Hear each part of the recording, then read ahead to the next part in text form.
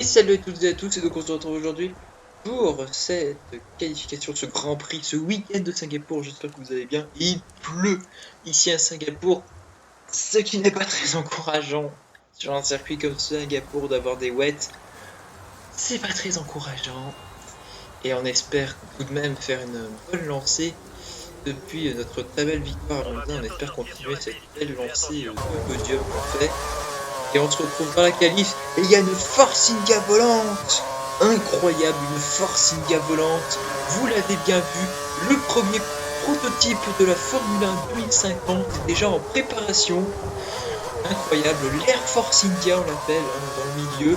Force India Spiker, supérieur aux autres. Voilà, on avance comme à l'époque de Spiker au Nürburgring 2007. Voilà, ils étaient en avance sur tout le monde. Voilà, et bien là c'est pareil, ils sont en avance sur tout le monde sur le développement. Ils ont déjà créé la voiture de 2050 qui vole dans les airs, voilà, pour éviter de se prendre la pluie. Hein. Du coup c'est plus rapide hein, pour réaliser un temps chronométré. Et ça peut être très utile. C'est sûr pour gagner des courses, parce qu'au moins en volant on ne se prend pas de trafic, on ne se prend pas de pistes mouillées, on ne se prend pas de dirtière du coup, vu qu'il n'y a pas de trafic. Et du coup, on peut tourner comme on veut dans le circuit, parce que bon, il n'y a pas de code de la route, il n'y a pas de ligne forcément à suivre. Donc, du coup, en volant dans les airs, tu peux couper les virages, tu peux faire tout ce que tu veux. Tu ne te feras jamais pénaliser pour couper un virage, couper une chicane, sortir les 4 heures de la ligne, ou je ne sais quoi d'autre. Non, voilà, c'est incroyable. Regarde, et tu peux même transpercer des spectateurs en volant dans les airs. J'espère qu'ils souffrent pas trop quand même, hein, parce que ça doit faire mal. Force India, coupable de multiples meurtres, incroyable.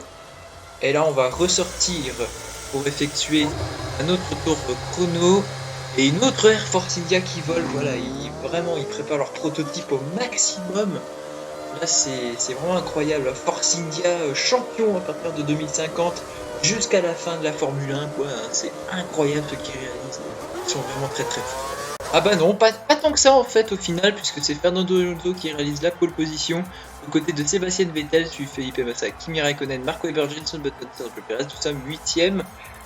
Ensuite nous avons Romain Grosjean, Nico Hülkenberg, Daniel Ricciardo, Adrien Sutil, Romain Grosjean, Paul Di Resta, et puis Boris, notre coéquipier qui est vachement loin derrière, et plein de gens se sont pris des pénats de 10 places. Bah oui, hein, c'est voler dans les airs au final, c'est pas... Enfin, les Forciniens ont volé dans les airs et se sont pas pris de pénats, hein, donc je veux dire... Voilà, bon, ça n'a pas l'air d'être si rapide que ça, puisqu'ils ne font pas la pole position. Bon allez, assez rigolé, on se retrouve pour la course. A tout de suite. Et là, incroyable, avec les voitures volantes, on n'est pas prêt.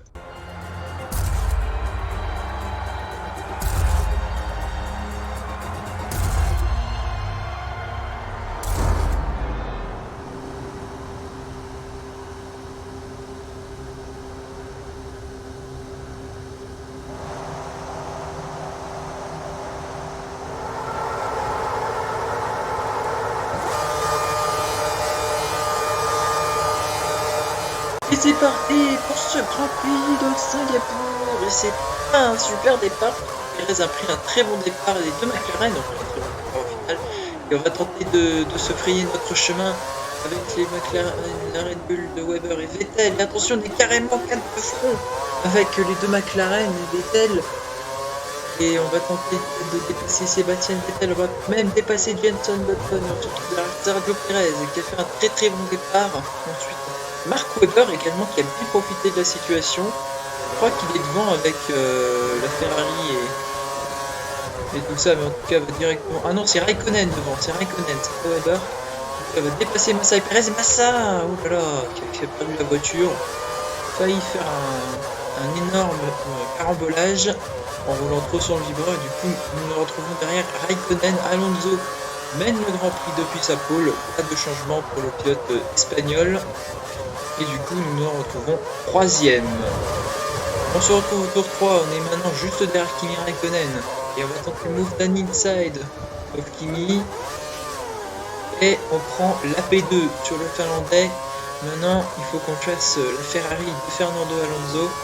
Ce serait très bien si on pouvait prendre la tête de ce Grand Prix. Allez, tour 5 et ça va être le tour de notre pit stop. Et on sort très très large. On se loupe complètement. Et du coup, on va faire que notre coéquipier passe. Ouf, et on sort large, on sort très large. Voilà, bah, on s'est même pris le mur.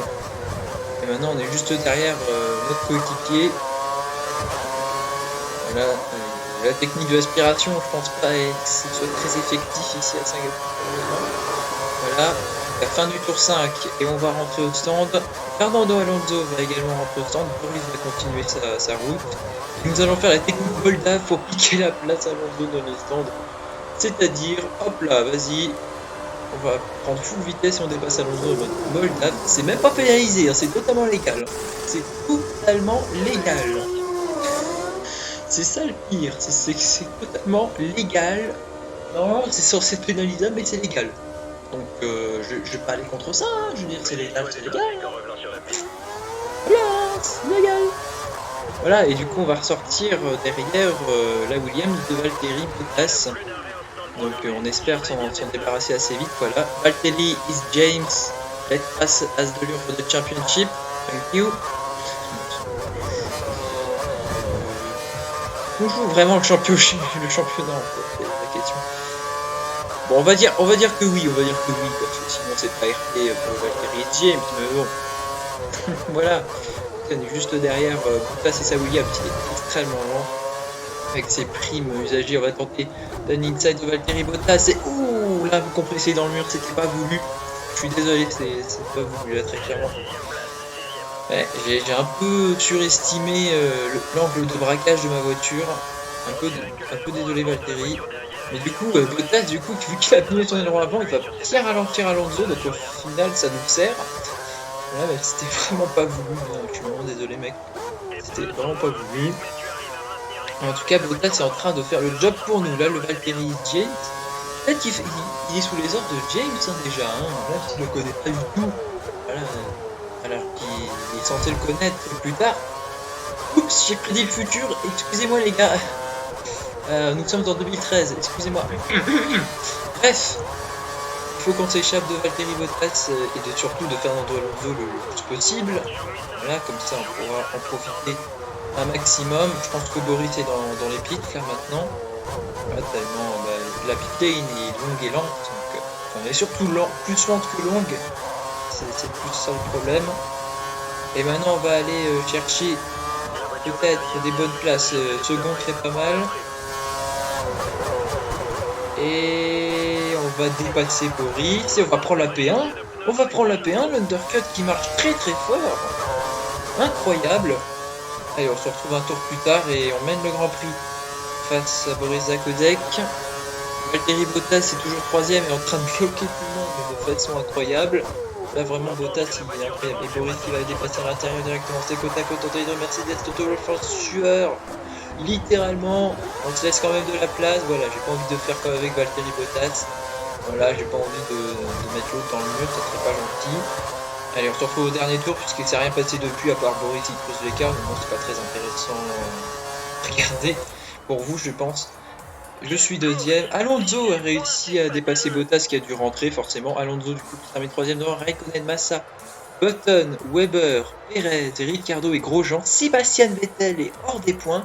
C'est une information très importante pour le championnat puisque le leader du championnat n'est même pas dans les points. Et ça, c'est très intéressant pour notre perspective de championnat et surtout pour le championnat pilote et constructeur. C'est vraiment une très bonne course pour nous, ça c'est clair et net. Pour le championnat, Sébastien Vettel le mène toujours malgré sa contre-performance ici à Singapour avec toujours 181 points. Fernando Alonso revient sur lui avec 164 points. Désormais, il n'est plus qu'à 17 points de Vettel. Mark Webber est avec 138 points devant Boris et 737 points. Nous sommes avec 127 points devant Felipe Massa, 122. Kimi Raikkonen, 102. Perez et Button, les deux McLaren, sont avec 76 et 72 unités. Nico Hülkenberg est toujours à 52 points depuis 3 courses, sa victoire en Hongrie notamment. Romain Grosjean avec 36 unités devant Esteban Gutiérrez, lui aussi 3 courses, 100 points. Sauber qui est stérile de points depuis 3 courses. Les Force India de Sutil et Resta sont avec 20 et 16 unités. Les Williams de Maldonado et Bottas sont avec 13 et 12 unités. Verni Ricciardo et Toro Rosso sont avec 7 et 3 unités. Et bien sûr, pour ceux qui n'ont pas marqué de points, nous avons les deux Caterham et les deux Marussia. J'espère que ce Grand Prix de Singapour vous aura plu, donc on se retrouve pour le Grand Prix de Corée très bientôt avec mes amis. Tchuss.